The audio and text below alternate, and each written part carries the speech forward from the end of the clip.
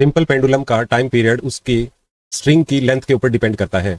अगर लेंथ ज़्यादा है तो टाइम पीरियड भी ज़्यादा, और अगर हम लेंथ को कम कर दें तो टाइम पीरियड भी कम हुआ। टाइम पीरियड के कम होने का मतलब ये है कि जो पाथ ये ट्रेस कर रहा है, आप देखें आप कि इसने ज़्यादा पाथ ट्रेस किया, और ज़्यादा पाथ चलने का मतलब ये हुआ कि टाइम भी ज़्यादा लगा।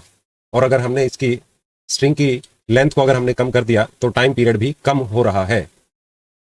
सिंपल पेंडुलम का टाइम पीरियड मास के इंडिपेंडेंट होता है। आप देखें, अगर मैं मास को बढ़ा रहा हूं तो भी ये उतने ही टाइम पीरियड में अपना ऑसिलेशन कंप्लीट कर रहा है, और अगर मैं इसका मास घटा दूं, आप ध्यान से देखें, अभी भी इसने अपना टाइम पीरियड चेंज नहीं किया है। इसीलिए सिंपल पेंडुलम का जो टाइम पीरियड है वो मास के इंडिपेंडेंट होगा। तीसरी चीज, सिंपल पेंडुलम का टाइम पीरियड ग्रेविटी के ऊपर डिपेंड करता है। अभी अगर मैं अर्थ की ग्रेविटी पे हमारा पेंडुलम ऑसिलेट कर रहा है, मैं यहाँ पे अगर जुपिटर की अगर ग्रेविटी रख देता हूं तो आप देखेंगे कि टाइम पीरियड ये जल्दी जल्दी ऑसिलेट करने लगा है और टाइम पीरियड घट गया है। अब अगर मैं यहाँ पे मून की अगर ग्रेविटी रख देता हूं स्टूडेंट्स, तो आप देखेंगे कि इसका ऑसिलेशन धीरे हो गया है, यानी कि ग्रेविटी घटी तो ऑसिलेशन धीरे हो गया और टाइम पीरियड बढ़ा। इसका मतलब टाइम पीरियड ग्रेविटी के रेसिप्रोकल हुआ।